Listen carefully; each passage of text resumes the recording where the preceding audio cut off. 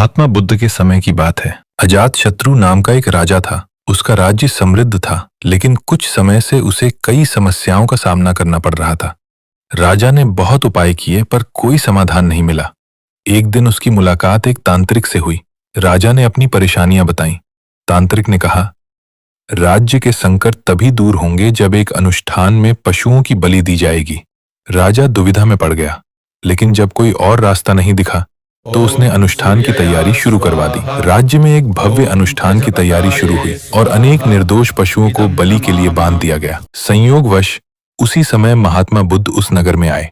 जब उन्होंने ये दृश्य देखा तो वे राजा के पास पहुंचे और पूछा, राजन, ये सब क्यों हो रहा है? राजा ने कहा, महात्मा जी, ये अनुष्ठान राज्य की भलाई के लिए किया जा रहा है। इससे सभी संकट दूर हो जाएंगे। बुद्ध ने पास से एक तिनका उठाया और राजा से कहा, इसे तोड़ दीजिए। राजा ने तिनका तोड़ दिया। बुद्ध बोले, अब इसे जोड़ दीजिए। राजा बोला, ये संभव नहीं है।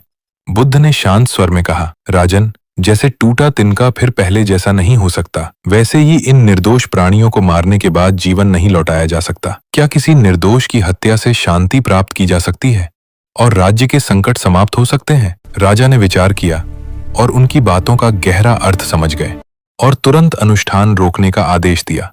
उसने घोषणा की कि अब राज्य में किसी निर्दोष जीव की हत्या नहीं होगी।